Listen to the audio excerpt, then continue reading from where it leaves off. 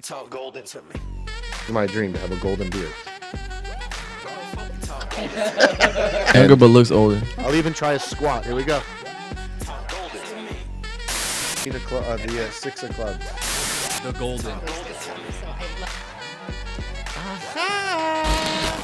Welcome to another episode of the Talk Golden to Me video podcast show. Your host, Evan Golden, Golden TV, as always. Our studios here at the law offices of Berman and Berman. Today, I have the privilege of talking to one of the greatest lacrosse players of all time. If you are into the word lacrosse, the sport lacrosse, you've heard of Casey Powell. It's just synonymous. What this man has done to the sport, for the sport, is amazing. But what he's done now with the foundation is one of the main reasons I wanted to bring him on the show here. He's created the Casey Powell World Lacrosse Foundation. So we're going to learn all about that, how our viewers and listeners can get involved. I want to find out how we could support, donate, and I want to learn more about lacrosse. The sport just keeps growing and growing and growing. So Casey, welcome to the show, man. Stoked to have you on here. I want to talk lacrosse. It's an awesome sport. I love watching it, and it seems to just be kind of growing and growing. I mean, you've lived and breathed it, so you've always seen it. But for me, I just see it kind of now just dominating and still just kind of the best sport for kids and youth sports and team sports, a great pathway for scholarships. And I'm just so pumped and motivated to talk lacrosse right now, as you could tell. Awesome. Well, you got me fired up too, and it's all I know. So I'm excited to be here to talk about it. It's cool, man. So lacrosse, I mean, growing up, it's usually not the sport kids play. Usually you're playing, I don't know, you're playing stickball, basketball. How'd you get into lacrosse? Let's go all the way back to the beginning. Yeah, so I grew up in a town in northern New York called Carthage. It's 90 miles north of Syracuse, and there was no lacrosse in the area. And I have two younger brothers, and we lived the house right next door to the elementary school. And we were in gym class one day, and we had this gym teacher. His name was Mr. March, and he was older. And every day we'd go into gym and we'd play dodgeball, and we loved it. And my younger brothers would do the same session, and we had a great time. Well, we show up one year, and there's no Mr. March. Mr. March had retired, and there's a new hotshot young coach named Kirk Ventiquattro, or Coach 24. And first thing he said is, he goes, "Hey guys, I'm Coach Ventiquattro, Coach 24. First thing I want to let you guys know is there's no more dodgeball." And we all kind of looked at each other and didn't know what to do. Well, he was very disciplined in his sports and got us into everything. Wiffle ball, basketball, football, and whatever sport we were playing, he kind of broadcasted it. He'd be the pitcher in wiffle ball, and you'd feel like you're on Game 7 of the World Series having a pitch thrown to you, and you'd hit a home run, and he'd announce you trotting the bases. So he really built a lot of fantasy and excitement around the game and allowed us to dream. And one day I was in 5th grade, and he brought in a lacrosse stick, and that was the first time I saw a stick. And he told us that Native Americans invented it, and that it's a combination of a lot of sports into one. So we were intrigued, and my younger brothers were in the same lesson, and we went home and talked about it at the dinner table for a couple weeks, and we talked lacrosse, and finally one day my dad is a big hunter. He went and sold one of his old shotguns and came home with 3 lacrosse sticks, so we were the first kids in our town to have a stick. And for weeks and months after that, we just played catch on the wall out back, and it caught on. A few other kids in the neighborhood showed up, and So you guys brought it there. That's awesome. yeah, we brought it there, and Coach Ventiquattro brought it there, and then he was the baseball coach, varsity baseball coach at the time. And after a couple years of us playing wall ball at the school and then playing in our backyard and kind of creating this like backyard style of play, he started a program, and it really took off. So since then, over 300 kids have gone on to college from our small town of Carthage, and it's changed our life. That's fascinating. And went to Syracuse to play lacrosse, obviously, for college. And a pretty cool story that, before I get into all your accomplishments, but both your brothers followed in your footsteps. They all went to Syracuse, all wore number 22, all legendary stars at Syracuse. Yeah, it was incredible. I mean, Dude, where can I watch the ESPN 30 for 30 on this story?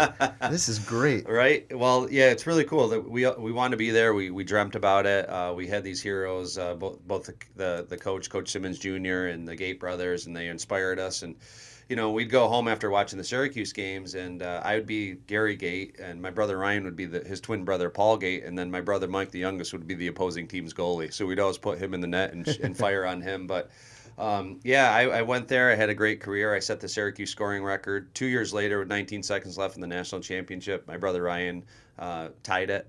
And then 4 years after that, my brother Mike beat it. So we were there for 10 years straight. We went to 10 Final Fours. My grandmother was such a big fan that the Carrier Dome in Syracuse had her own chair for her that they'd pull out of the security office. Oh, and great. so it was a great run. And again, we put a lot into it, but it was unbelievable to play at Syracuse and play at the highest level. What about youth sports? To me, I think when you start playing, and when I say youth, I'll say team sports. To me, I think it's life lessons being instilled. You learn about teamwork, losing, winning, overcoming adversity, working as a team. Just so many benefits. Do you agree that just how many life lessons are instilled through team sports? Absolutely. I mean, it's what it's all about. I have a daughter now, and I try to get her actively involved. And it's changing. The landscape is changing, but we didn't have the easiest childhood in terms of winning every tournament and this and that. We paid the price, and we lost a lot, and we got beat up a lot by older kids. But in the end, we figured out a way around it. So yeah, it certainly helped mold us to who we are and what we became. And I think youth sports is huge. Absolutely. We're talking to Casey Powell. This man is a lacrosse legend. He is a National Lacrosse Hall of Famer who was inducted in 2017. So congratulations on that. And most outstanding player 2 times. And let me ask you, because I wanted to ask you when you're saying, were you rooting for your brothers to break your record, or you kind of maybe wanted to become one short? Well, no, I was rooting for him to tie it. I wouldn't say break it, but I like that. I remember I went to pick up my brother. I was playing pro lacrosse, and I went to pick up my brother for winter break. And the season starts when you get back from winter break. And I walked into my brother's apartment. I think there was a Pamela Anderson poster up there, and then there was a huge 96 written in Sharpie. And I said, "Hey Ryan, what's 96?" And he goes, "That's how many points I need to tie your all-time record." Oh, he was gunning for it. He was gunning for it, and the most I ever scored in a season was 83. The all-time NCAA record for a season was 104. So 96 was a lofty goal. And I remember I drove him home the 90 miles up to Carthage, and we get there, and hey, let's go. You want to go over to Jeff's house and drink some beers? No, I don't. He goes, "You go ahead. I'm going to go for a run." And this is December, and it's winter, and it's cold. And I get back, and I wake up the next morning, and Ryan's not in his bed, and he's out back, with mittens on, playing wall ball. And he went on a mission, and kind of the same thing when I dropped him back off at school. His buddies, asked him to go out, and he actually, instead of going out, went to the turf and would run stairs, and he would jog to class. So he really went on a kind of a Rocky style mission, and he was enamored by this record and the chase of it. He had always been, like in the paper, it'd say Casey Powell scored 5 goals and his brother scored 3. So he was always overlooked and kind of in the shadow, and this was his chance to kind of but it shows it wasn't just in his DNA. He really put the time, effort, and grind in and put that hard work into it. So. He did. Yep. He went on a mission, and it was awesome. So just the moment, I ran on the field and we hugged, and it was one of the best feelings of my life for sure. That's awesome. That's a great family moment, great story, and awesome to hear just kind of that family bonding and what you guys have done for the sport and what you've done now after, because you see so many athletes, and really you've taken a sport and now what you're doing with the foundation. I really want to get into some of that conversation. We try to maintain being committed to the community here. And tell me a little bit now about the Casey Powell World Lacrosse Foundation. Viewers, listeners, you could go to worldlacrosse.org and learn more, but tell us about the mission, the philosophy of this foundation that you've created. This is your baby now. Well, it is lacrosse specific, and it's something I have great pride in, and when it's all said and done, it's what I want people to remember me for. Throughout my career, I'd always been asked, when somebody had cancer, hey, can you make a phone call? Can you make a visit? Can you send a jersey? And it just kept happening more and more often. And then I said, hey, lacrosse is my community. It's my family. It's something that's given me so much. And I felt there was a need for encouragement and support of people going through difficult situations within our community. So in 2014, with the help of Heather Chase O'Neill, we co-founded the World Lacrosse Foundation. Our mission is to support severely injured and sick lacrosse players, basically a lot of kids and families going through cancer, spinal cord injuries, difficult situations where they're having a hard time. So what we do is we create support moments, and we basically create moments where we adopt the kids. We have them adopted by college teams or professional players. We create a network of support around them throughout their entire process, and we've become very close with their families. There's been some sad stories. There's been some great stories, but it's something that we're have a long way to go. We're trying to raise money and raise our awareness and reach so we can help more and more families. But we've helped about 30 families in 5 years with a lot of different help them, encourage them through a lot of difficult situations, and it's been pretty amazing. Well, that's pretty inspiring. That's you're touching hearts, you're changing lives, and a lot of these kids just kind of been dealt a rough deck of cards here, and that's nice to see you guys kind of come in there and really help them and hopefully maybe even save a life. Yep, absolutely. Wow. Absolutely. So you could go right to worldlacrosse.org. Obviously, financial contributions are key. Donate, but there's also other ways people get involved. I understand there's volunteer opportunities.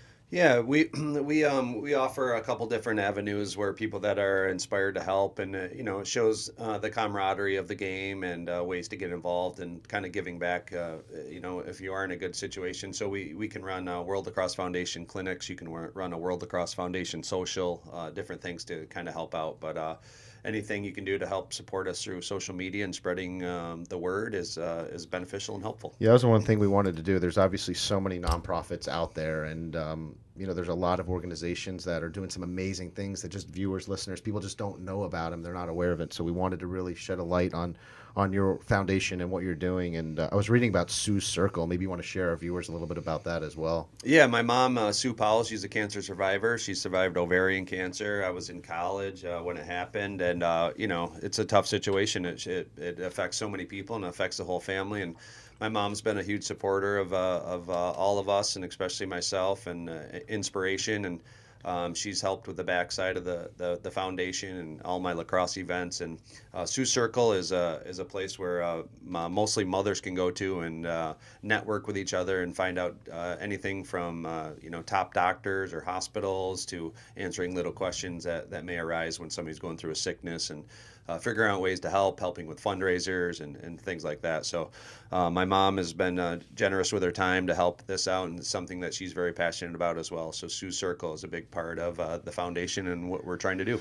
That's nice. And then you look at the ways you could also refer a player. So if you know of a player, then you want to refer them and get them involved with the foundation. You could put their whole information on there, and they're, like they said, they're always looking for more families, more people that they could help. So that's a great cause, and I'm glad you put this foundation together. So kudos to you, man. Thank you. That's so inspiring, and it's nice to see you kind of give back and now really make a good positive difference in people's unfortunate lives that are suffering right now. Thanks, Evan. Thanks for the platform.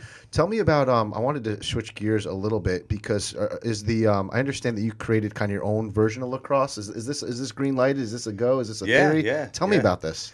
Well, it's called speed lacrosse. It's a 3-on-3 version of the game, and one thing I know, it's proven and it works.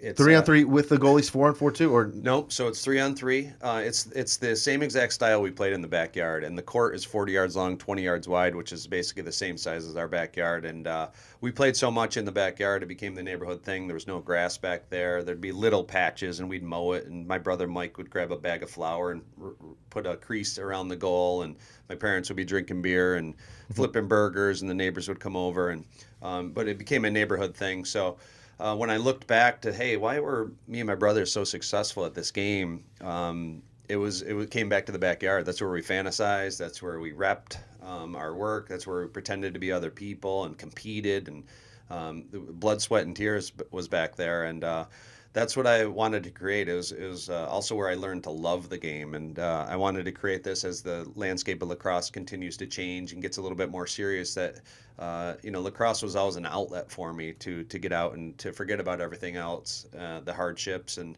of life, and it would always lift me back up. So speed lacrosse is a more of a lifestyle. It's a way to play for fun. When I teach to the kids, we don't allow coaching.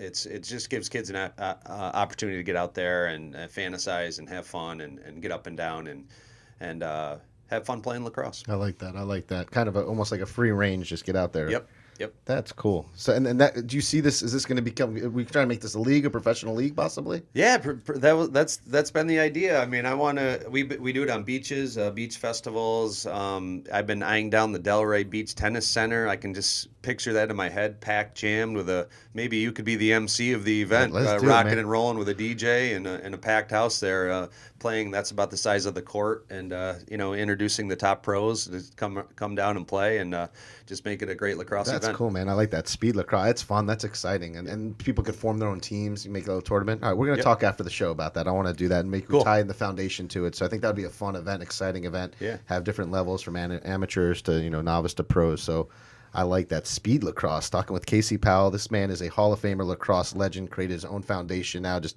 touching hearts, changing lives, and promoting the sport of lacrosse around the nation, around the world, which is certainly awesome. Do you ever clock yourself, like how, throwing a pitch, you talk about baseball earlier? What's the fastest you've ever flung one of those balls? What'd you get it up to?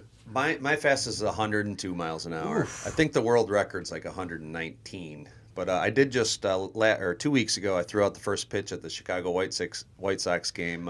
Did you use a lacrosse stick? Yeah, I used a lacrosse stick, and I threw it behind my back. It was just a bit outside, but it was a cool experience. That's fun. That's awesome. That's a great experience. Tell me some of the stories. I mean, you've had such success on the lacrosse field, and what's kind of that? What has that given you? What kind of opportunities? What kind of experiences have you got to been able to live? It's been incredible. Pro lacrosse is a weekend sport, and there's 2 pro leagues. So you fly in Friday, you play Saturday, you fly home Sunday. So I played till I was 40, and basically, in between those times, I was endorsing products, I was making appearances, and I was spreading the game of lacrosse. That was my job. I was hired by lacrosse companies to be an ambassador for the sport. It was an amazing career, but it wasn't a 9 to 5, and it was almost like I lived my retirement before I could retire. So now I'm working in Chicago, a 9 to 5 job, but having a great time doing it. But it's the best part of everything that's happened is the relationships and the experiences, the places I've been able to travel, and the fact that I've had my family involved with me the entire way has been incredible. So it continues to give me more than I can ever give it, and I just love being around it and around the people. How much miles do you think you run in a lacrosse game? That's a good question. I'll have to wear one of those. They don't do those step things yet? I don't know. They didn't. They didn't have that when you were playing. Exactly. There's a lot of running, though, man. Yeah, there's a lot of running. Absolutely. And people, it's pretty physical. I mean, like the rules, are you allowed to physically check? If they have the ball, can you just go and rock them? You could check them? Yeah, you can rock them from the front. From the front. You don't want no cheap shots. Right. You have to hit them in the chest. But, you get rocked every once in a while. If you have your head down, you can get plowed. But the thing that hurts most is the sticks. So it's called a slash, but they're supposed to go for the stick. But they get a lot of arm and a lot of hands in there, and that must kill the forearm. It kills the forearm, so I don't have a lot of feeling in them anymore. But that's kind of and then cross checks, like indoor box lacrosse is a Canadian. You're allowed style, to do that? You're allowed. Well, you're not allowed to, but it certainly happens. So I've had a ton of stitches on my chins from the angry Canadians that I thought you were gonna say getting hit by a ball, but it's the stick. Yeah, I'm an offensive player, so I'm usually shooting the ball. Defenders have a little bit more fear of getting hit with the ball. I don't know how the goalie stops some of those things. I don't see the ball. I can't see the ball sometimes. It's going so fast. Yeah. They play the angles, and they're pretty incredible. But most goalies have a screw loose or a little whacked, and you have to get in front of that ball. And look, at bottom line, you got to really work as a team and as a unison, because if you go for the eye yourself on there, you're going to see kind of break. It's because it's it seems like a zone. It's kind of like you're playing a zone. It's similar to basketball, right? It is. Yeah, all ball movement, and that's what I teach: the offensive principles: pass, pick, pop, replace, overload, cut, shoot. So you have a plan of what you're trying to do, but it's exactly like basketball: the spacing and the ball movement and off ball movement and stuff like that. Lacrosse players love the behind the back shot, huh? You've done that in the game, I'm sure. Yeah. It's a good fake, though. Yeah, it's a good fake, and it kind of comes out of nowhere, so it's a good deceptive. I always love the wraparound. Yeah, I'm a big fan of the wraparound. This is awesome. Casey Powell, man. Lacrosse is a fabulous sport. If you're thinking about getting your child into it, I'm sure Casey give you a million reasons why. It's probably a better chance of them maybe getting a scholarship than probably tackle football or basketball or anything like that. Yeah, it's definitely a fast-growing sport. I just teamed up with Under Armour at UASpeedlacrosse.com, and basically that's for kindergarten through 8th graders to have the opportunity to play that 3-on-3 modified version of the game. One of the reasons I like the speed lacrosse version is because you don't need pads. You just need a stick, and that's kind of how I grew up playing in the backyard. So you don't really need to invest in a whole lot of $400 or $500 worth of equipment to play it, but you just need a stick and get out there and play. So yeah, again, very passionate about the game, and any way I can help it grow and help more kids have some of the same opportunities that I have is a win. You go up to Syracuse to catch a lot of games? I do. Yep. So I bleed orange, and I certainly follow them a lot. My family's all up in that area, so I go up a couple times a year and help out. We have an alumni game, and then we play in it's called the Burnt Orange alumni team. 40 and over up in Lake Placid every summer. So you're probably looking forward to getting into that one. Oh, I am. That's fun. Absolutely. Yeah, I feel like a rookie again. Yeah, see, now you're the young one again. That's cool. That's awesome. lacrosse, man. What a sport, what a fabulous thing. And the fact that you've taken a sport and now helping sick children with it and kids with cancer, man, you just be walking around kind of like pinching yourself. You had such a great career, and now what you're doing for, kids and needy and just, unfortunate, dealt with unfortunate situations and really help improve their lives, man. You're a true blessing, man. Thank you. Appreciate We it. tell it how it is, man. You're committed to the community. We want to share the spotlight. Look, I think as a society, I think we like to give back. We want to make a difference. Sometimes it's just kind of out of sight, out of mind, and you got to go on kind of shows like this and programs and shed the light on some of these organizations so people could get involved and support the cause year round. So absolutely. Yep. Casey Powell, World Lacrosse Foundation. What's your most memorable goal? A goal that just comes to your mind that you just think about it and brings a smile to your face? Oh, well, I think back in 1997, I was a junior in college. It was the first game of the season, and it was we were number 2 preseason ranked against Virginia, who was number 1, and we were down 19-12. There's 20,000 fans. I remember like Donovan McNabb was in the building watching. He was the quarterback at the time, but it was an awesome crowd. It was Parents' Weekend, and we were down big in the third quarter, and we came back, and I had an awesome behind the back shot that kind of lit the place on fire, and we came back and eventually won the game at the end. So that was a memorable goal, but they all feel good. Absolutely. I'm going to have our editor try to find that goal and loop it over that story. So we're going to find that. I'm sure it's online somewhere, right? Yep. We will find it. So many awards you won. Is there an award that meant the most to you as well? I was curious about that because the list of awards here, it's pretty endless, which is remarkable. So yeah, I think the Canadians grow up playing box lacrosse, which is on hockey arenas, and it's a different style. There's a lot of similar elements, but it's difficult. And I think I'm the only American to be named MVP of the National Lacrosse League, and that's probably my biggest honor. It took me a long time. I walked away from it a couple times after getting bullied and beat up and discouraged, and I came back and finally prevailed, and that was probably my greatest triumph in lacrosse. That's awesome when you set that goal and you want it and achieve it. Probably no better feeling. Man, Casey, we really appreciate your time. I know you got a flight to catch to get back to Chicago, so we appreciate you coming on in here and just sharing us a little bit about what you're doing with the foundation and what lacrosse has meant to you and your family, and hearing the story of your mother. It's just, you got a new friend here and you got a new supporter, which is the most important thing. So I'm going to do my best to keep educating people. Go to the website, worldlacrosse.org, and support this man. All our viewers and listeners, we appreciate you listening and viewing to another episode of the Talk Golden to Me video podcast. Like, share, do all those nice things online. It helps us bring guests like Casey onto the show here. So Casey, any words of wisdom to our viewers, man? You've done a lot. You've seen a lot as team sports. You've accomplished a lot. Words of wisdom, any golden nuggets that you could share to our viewers?